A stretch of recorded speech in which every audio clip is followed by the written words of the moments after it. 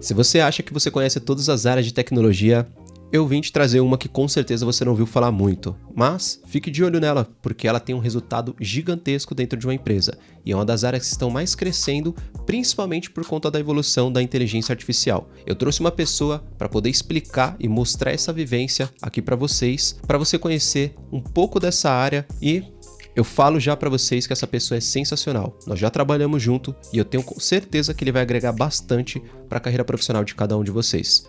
Então, vamos chamar esse cara sensacional aqui, que é o Everton. Fala, Everton. Boa noite. Tudo bem com você? Boa noite, Júlio. Olá, pessoal. Tudo certinho e contigo? Tudo bem também, graças a Deus.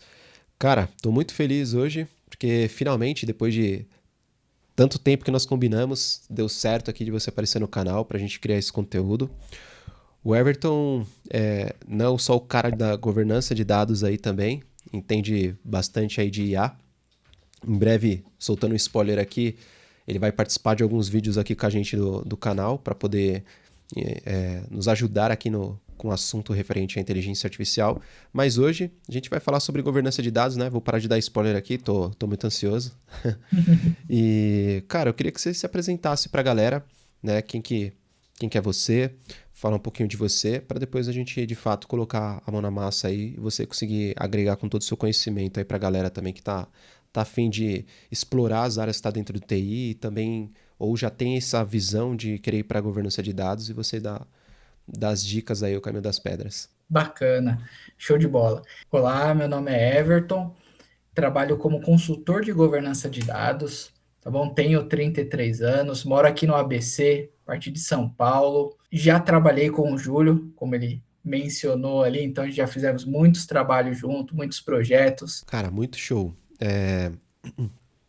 E até complementando aqui, galera, o Everton falou que nós trabalhamos juntos, né? Nós tivemos a oportunidade de trabalhar numa multinacional, uma empresa aí que está presente em mais de 62 países, né? E, inclusive, muitas das vezes no dia a dia, enquanto eu estava desenvolvendo ou pedindo para o time desenvolver algo, né, que eu estava orquestrando ali projetos, em muitos momentos ele vinha até mim ou eu ia até ele justamente para nós falarmos sobre dados, a parte da estrutura. É uma área que realmente vai ajudar a proteger ali a empresa em N fatores. É uma área que exige muito conhecimento, tá? O Everton vai até falar um pouco para vocês a mais sobre isso. E até uma pergunta muito importante aqui, Everton. Cara, com essa onda de inteligência artificial que vem aumentando nos últimos anos, cara, cada hora surge um agente de IA, surge uma IA nova. Como é que tá o ritmo da coisa aí para vocês? Tá exigindo mais da área? A área tá crescendo muito mais por conta disso? Que desafios vocês estão enfrentando por conta dessa onda toda? Sim, a inteligência artificial realmente ela chegou chegando, né? Então ela está criando muitas automações, está simplificando muito o dia a dia de muitas áreas, e na governança de dados não é diferente. Um ponto importante é que a governança de dados acaba sendo também uma base para a inteligência artificial. Acredito que a gente vai se aprofundar isso mais nos próximos vídeos, mas um ponto importante é a inteligência artificial utiliza informação, utiliza dados ali. Se esses dados não estiverem corretos, não estiverem íntegros, não estiverem bem definidos, estruturados, a inteligência artificial vai acabar tomando decisões equivocadas, não vai criar aquela rotina de aprendizado, então acaba impactando. Então, sim, a inteligência artificial ela está impactando a área de governança de dados, mas de uma maneira positiva, porque a governança de dados ela acaba sendo a base para a IA, e a IA também acaba otimizando alguns trabalhos para identificação de linhagem de dados, identificação de dados ali dentro de bancos de dados, de tabelas de dados. Então, muitas ferramentas acabam otimizando esse trabalho mais manual. Como o Júlio havia mencionado, a gente trocou bastante figurinha ali no dia a dia de trabalho por conta disso. Tem informações que realmente a área técnica e a área de negócio que precisam definir para que a gente tenha realmente essa definição para toda a empresa. Então, muitas das vezes eu tinha que estruturar um relatório, estruturar ali um dashboard. Então, procurava o Júlio para entender de onde vinha aquele dado que eu precisava daquela informação, para realmente estruturar, para realmente criar o dashboard ali da melhor maneira e que evitasse aquele conflito de informações no sentido, o meu indicador aqui do mês fechou em 17 milhões, o meu aqui está dando 15 milhões e meio, o outro está dando 19 milhões. Então, isso é uma coisa que acontece no dia a dia das empresas. Acho que ficou claro que por conta da onda da inteligência artificial aí, o trabalho de vocês tá sendo dobrado, então, nessa questão, né? Sim, sim. Na verdade, também tem alguns mitos, né, que a IA ajuda demais. Cara, é uma das coisas, assim, sensacionais que foram inventadas e ela vai continuar ajudando. Na verdade, não é que ela está tomando o trabalho das pessoas. Antes nós colocávamos força em um nicho, por exemplo. Um exemplo, da minha parte aqui com desenvolvimento de software. Antes a força era em cima do código. Hoje não. Cara, antes nós parávamos para fazer estratégia. Agora nós vamos parar para fazer muito mais, porque o agente de IA ali, ele é praticamente um funcionário aqui que vai estar fazendo. Óbvio, tem muito amadurecimento ainda, com certeza. Mas esse é o novo futuro aqui, né? É o novo momento que com certeza vai dar muito bom.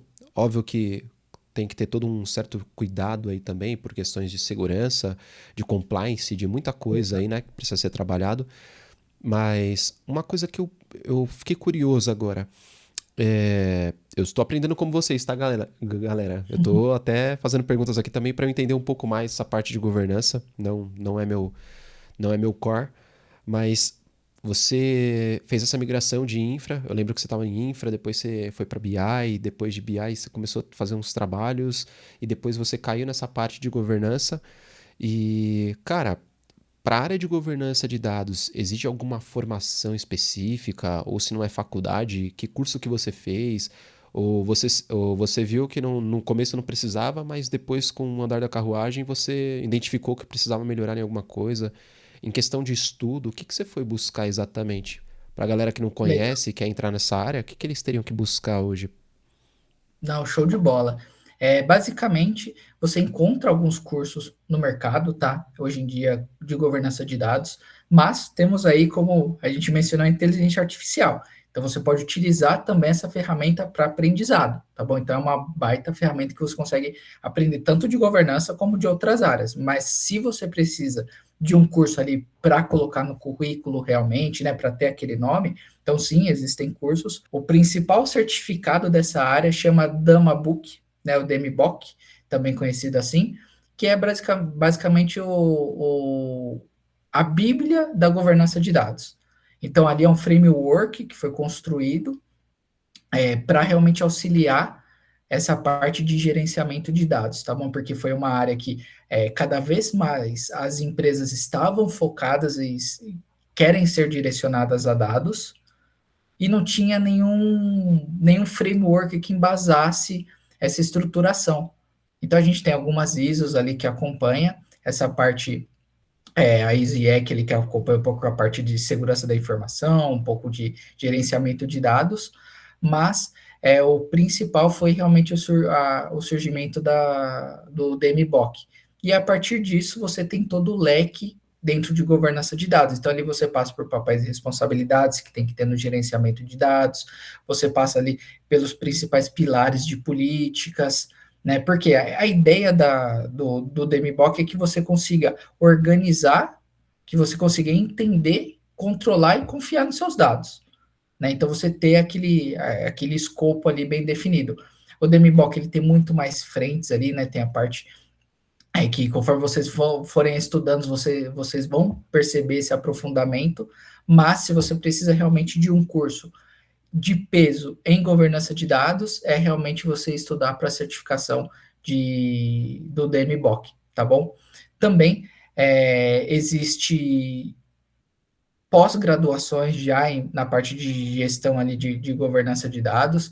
Eu sou formado em governança e gestão de TI, também pós-graduado, em gestão e governança de TI, porque realmente era uma área muito nova quando eu acabei me formando. Então, eu fui migrando para essa área de governança de dados, e o que me ajudou muito a me destacar no mercado foi me aprofundar no DMBOK. Eu fico batendo nessa tecla porque realmente é um baita framework. Se você pegar e estudar, você vai ver que você vai ser realmente um profissional diferenciado ali na parte de governança de dados. Pô, show demais essa troca, Everton, você tá trazendo pra gente aqui. Até eu mesmo conheço bem pouco, mas conheço porque quando nós trabalhamos juntos você já estava atuando, então foi por isso que eu consegui entender um pouco dessa área também. Mas para mim também era nova na época, né, que você começou. E essa questão da área da parte de governança de dados, cara, como é que funciona? Eles pedem muito em questão de inglês, espanhol, é, tem mercado lá no exterior ou é mais nacional isso? Como é que tá essa parte? Bacana.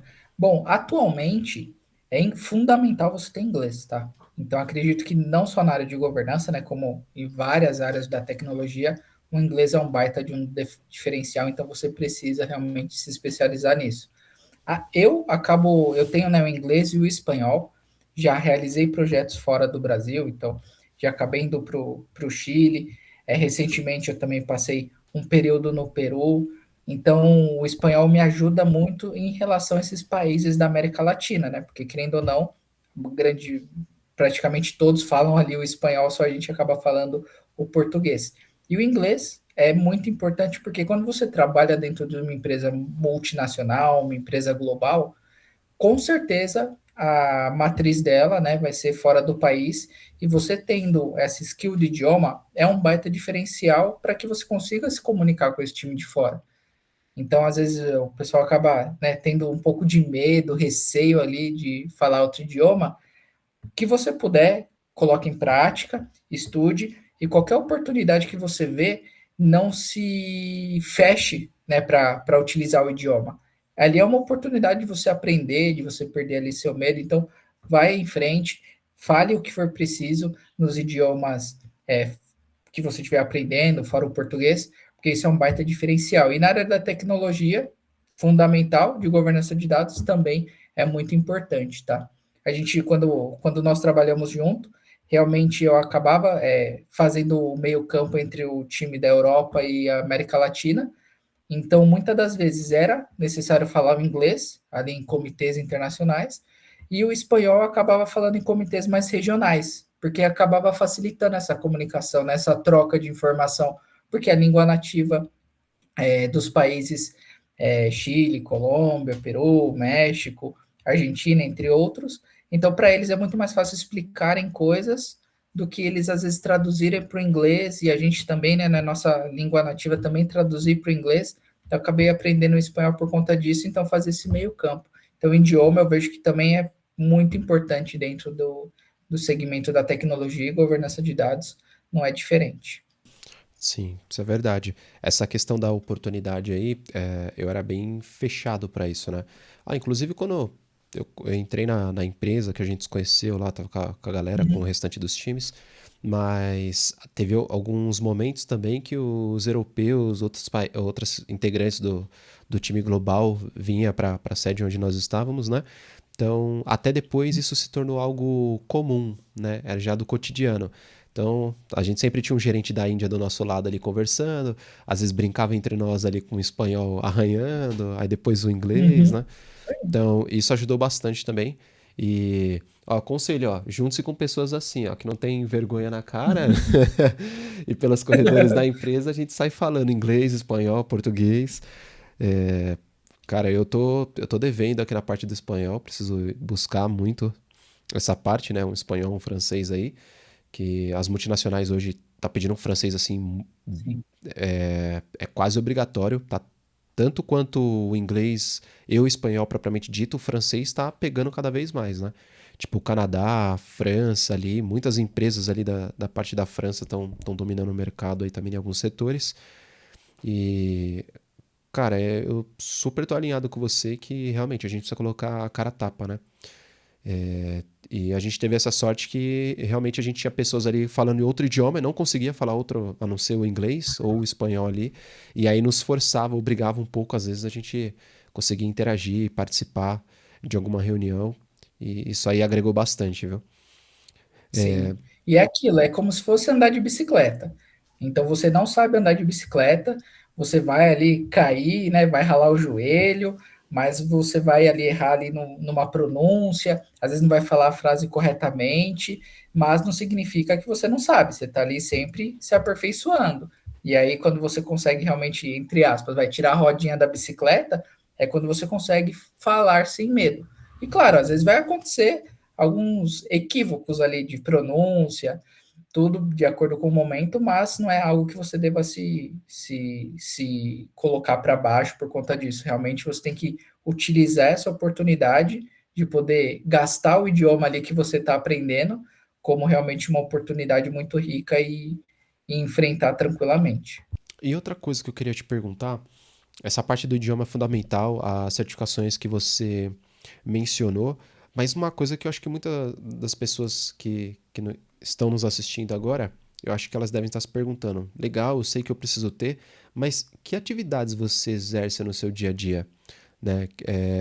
Por exemplo, segunda, você tem uma atividade específica na terça, e quais atividades e como você organiza para poder integrar, ou integrar, entregar esses os projetos, né?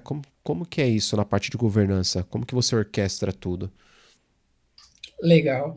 Bom, é um ponto bem interessante, porque realmente, quando você fala assim, trabalha com governança de dados, o pessoal não tem muita clareza, né, das atividades. Então, foi bacana, Júlio, você ter levantado esse ponto. Bom, eu atualmente, né, eu sou consultor, então é bem dinâmico. Então, não posso falar que minha rotina é sempre igual toda semana, porque não é, são projetos diferentes, frentes diferentes. Então, realmente, empresas diferentes. Então, você acaba realmente tendo uma rotina bem diferente, mas não foge muito das principais atividades de uma pessoa que lida com governança de dados. Então, no dia a dia, você acaba realmente, grande parte, né, do dia ou da rotina, vamos dizer rotina, grande parte da rotina de trabalho de um analista de governança de dados é realmente data quality. Então, você acaba se empenhando em ter ali os dados, né, da empresa de uma maneira com indicadores positivos, com uma integridade muito alta, com uma consistência muito boa, né, com uma acurácia muito boa daquela informação. Então, essa é uma grande parte da rotina do analista de governança de dados. Mas tem outras frentes também, como o glossário de dados, que é basicamente o significado das informações, tá, dentro da empresa. Tem o catálogo de dados, que é basicamente o inventário dos dados, né? Então, realmente a empresa acaba sabendo, você acaba mostrando para a empresa onde estão os dados, quais são os dados que tem dentro da empresa, né, quem está utilizando esse dado e qual que é a origem do dado. Então, muitas das atividades que a gente acabava fazendo juntos era realmente em relação ao catálogo de dados, identificar de onde que está vindo, onde ele está armazenado, né, o que ele significa. Também tem a frente ali da linhagem de dados, que é entender esse fluxo do dado. Então, a gente sabe que tem as camadas de dados, né, que a gente acaba definindo ali, que é a camada bronze, prata e ouro. Então, basicamente, os dados brutos, os dados ali em tratamento e padronização, e depois os dados ali já pronto para o consumo do negócio. Então, tem toda essa linhagem de dados, ou seja, quando a pessoa realiza o input ali de uma informação, onde que aquele dado aparece pela primeira vez? E aonde ele vai ser consumido pela última vez? Ou seja, até gerar ali um relatório financeiro com os valores ali, com a parte mais de contabilidade fiscal, quem que, né, como que foi recebida essa nota, vamos assim poder dizer, qual que foi o primeiro sistema que registrou, quais etapas essa informação passou dentro da empresa. Então, isso é muito importante para identificar esse fluxo de informação dentro da empresa, tá? Então, são as principais atividades que um especialista ali em governança de dados ele acaba atuando. E claro que dentro da rotina de trabalho, pode ser que você acabe atuando ali mais na frente da construção de um data lake, estruturando ali as tabelas junto com o engenheiro. Você também pode trabalhar junto com o arquiteto ali sistêmico, né? O arquiteto que vai acabar estruturando todo o ambiente ali de dados, né, um ambiente de armazenamento e fluxo, então você acaba trabalhando junto. Então, realmente existem várias frentes e tudo isso compõe o dia a dia. É difícil a gente dizer que fala, não, segunda eu vou fazer isso, né, de terça aquilo, porque realmente é dinâmico, mas dentro das empresas acaba tendo uma rotina. Eu já tive, antes de ser consultor, existia uma rotina onde eu tinha que verificar determinados relatórios ali, fazer alguns checks de qualidade, fazer acompanhamentos de planos de correção, né, de data quality. Então, existia essa rotina também. Essa rotina também é possível de se fazer dentro da área, tá? Pô, muito show, hein? Ó, por isso você precisa ter amizade com um cara desse, tá vendo? É, mas isso é real, cara. Faz toda a diferença. Eu falo pra você que nessa parte de engenharia de software, quando eu entro ali na parte de dados, ou às vezes alguém procura para eu fazer algum trabalho com a minha empresa mesmo, né? Às vezes a pessoa fala assim, cara, me ajuda, tô totalmente perdido aqui, eu preciso automatizar. Só que aí na hora que você olha, o grande problema não é nem a automação, porque você consegue automatizar com diversos tipos de linguagem, ferramentas, seja hard code, no code, low code, independente, com IA, você consegue fazer. Só que o problema é que a base do cara tá todo bagunçado, N entradas, não tem qualidade, não tem estrutura, a auditoria bate na porta, daqui a pouco toma um prejuízo financeiro por conta de falta de estrutura. Então é bem complicado. Então, cara, tá aí. Eu já sei que na hora que eu estiver passando um perrengue aí, vou levantar a mão e falar, Everton, me ajuda aqui e a gente fecha negócio aí juntos pra fechar mais alguns projetos aí. Já que a gente trabalhou tanto tempo Opa, junto, né? claro. E um ponto também é que, assim, uma coisa que acontece dentro das empresas e trazendo um pouco pro dia a dia para o pessoal ter esse entendimento, acho que grande parte do pessoal que acaba lidando ali com essa parte de dados, eles já se depararam dentro de uma reunião, vem um diretor, um presidente, chega e pergunta, fala assim, tá bom, mas, por exemplo, quantos clientes ativos nós temos? Aí o time financeiro fala, a gente tem 21 mil clientes. Aí o comercial fala, não, na verdade a gente tem 18 mil. Marketing, outro número, e assim por diante. Então, a governança de dados vem realmente para estruturar isso. Então, evitar que esse número seja que tenha uma variação tão grande em cima desse número. Ou seja, é realmente ter a cultura ali de dados e, consequentemente, fazer com que todos os relatórios tenham a mesma informação, desde que, claro, né, passado ali pelo fluxo de padronização do time de dados. Então, mostra que realmente, às vezes o comercial está olhando um cenário específico, com o que é o cliente ativo para ele. É o cliente que negociou nos últimos, ou que teve um contrato nos últimos 3 anos. Para o time financeiro, os clientes que eles receberam algum tipo de faturamento nos últimos 12 meses, sabe? Então, esse número pode variar. Então, para evitar esse tipo de informação, a área de governança de dados vem e fala, não, realmente, cliente ativo, o conceito de cliente ativo, e é junto com a área de negócio, tá bom? Isso é importante deixar claro, não é a área de governança que vai definir isso. A gente vai pegar, vai definir os papéis e responsabilidades. Então, dentro do dono do dado vai falar, me explica, o que é um cliente ativo hoje para a empresa? Cliente ativo é uma pessoa, a pessoa, né, ou a empresa que teve contrato, que teve movimentações financeiras no período dos últimos 12 meses. Essa é a definição. Então, a partir do momento que outras áreas forem utilizar para esse relatório o conceito de cliente ativo, vai saber que dentro do glossário de dados já tem a definição certinha, então tem que usar realmente essa fotografia de o cliente que utilize, que teve interações ali financeiras nos últimos 12 meses, é um cliente ativo. Fora desse range, não vai ser considerado ativo. Isso padroniza a informação dentro da empresa, tá? Oh, muito legal, Everton. Você explicou bastante coisa aqui que eu tinha um pouco de noção, mas não sabia a profundidade disso. E eu vi que é muito maior do que eu imaginava. E, cara, pena que não dá pra continuar mais o assunto, porque senão a gente continuava mais umas horas aí, né? E, e depois a gente pode ver. Se vocês gostaram aqui do vídeo, da explicação do Everton, essas dicas, deixa nos comentários aqui também, tá? Se vocês tiverem alguma pergunta específica para ele, ele vai me ajudar a responder aqui nos comentários, mas eu também vou deixar o seu link na descrição, Everton, para o pessoal também entrar em contato com você lá no LinkedIn, dar uma olhada no seu currículo aí, se precisar de um serviço, uma mentoria, alguma coisa, você conseguir auxiliar também. E, galera, é assim, quero ver o engajamento de vocês aqui no vídeo, deixar se inscrever no canal para não perder conteúdos como esses.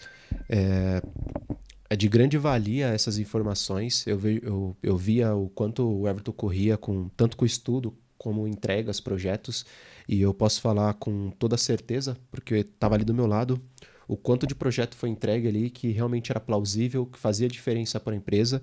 E você pode ver que é uma pessoa que é poliglota já, né? Já tá falando 3 línguas.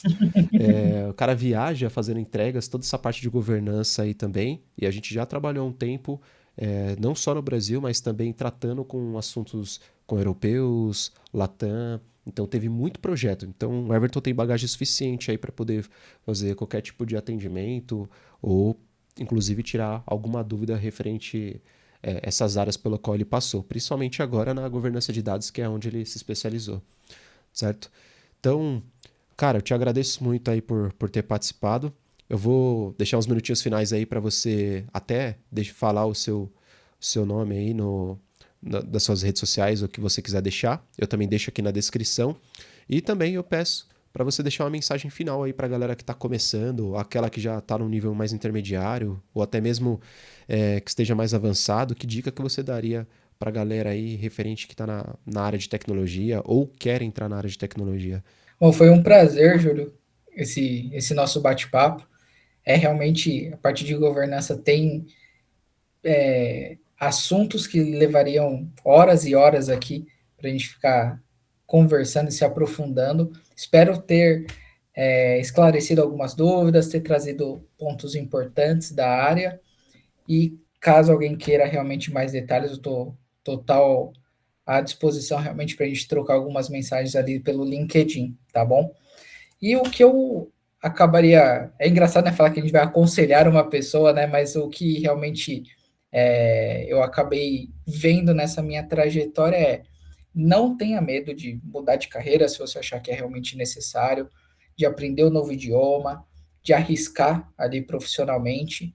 Acho que independente desse termo assim, arriscar, né, mudar de carreira, que pode trazer muito, muito peso ali na hora que a pessoa pensa, é realmente a pessoa se olhar para si mesma e ver se é o que ela realmente quer. Então, pô, eu quero ir para a área de desenvolvimento. Então, ninguém vai te parar. A partir do momento que você colocar isso na cabeça que você quer, você realmente vai conseguir alcançar. E, independente, né, não coloque réguas comparativas a alguém que está do seu lado, alguém que estudou com você, ou coisa do tipo. Isso realmente, cada um tem o seu tempo e cada um alcança o seu objetivo no momento certo. Então, se você quer realmente mudar de carreira, estude, foque nisso. Agora, com inteligência artificial, possibilita com que aprendemos muito mais rápido, aprendemos muito mais sobre as coisas. Então, utilize essas ferramentas a seu favor e vai com tudo. Eu acredito que realmente quando a gente coloca alguma coisa, um objetivo na nossa cabeça, a gente consegue sim encontrar forças para alcançar. Nem sempre vai ser um caminho fácil, né? Então, realmente, durante os aprendizados ali, você vai ter dificuldades para aprender, entender algumas coisas, mas nada com que realmente o esforço ali, a repetição, consiga realmente fixar esse conhecimento, e com certeza você vai conseguir chegar no seu objetivo. Eu realmente, olhando assim para trás, eu tenho orgulho da minha trajetória e sei que ainda não acabou, ainda tem muito mais pela frente. Agora, com a inteligência artificial, a governança de dados vai ficar mais forte e também é um novo nicho aí para quem está querendo entrar na área da tecnologia. Realmente, inteligência artificial não é somente você criar ali uma LLM ou você utilizar o chat GPT a seu favor. Tem um mundo muito grande ali dentro, que conforme você vai aprendendo, você vai vendo que realmente é um novo mundo. Com certeza. Mas é isso. Disse tudo. Ó, o cara pode virar youtuber também. Você é louco. Mas beleza, galera. Foi muito bom. Obrigado mais uma vez, Everton. E a gente fica por aqui. Até a próxima e bons estudos. Tchau, tchau. Tchau, tchau, pessoal.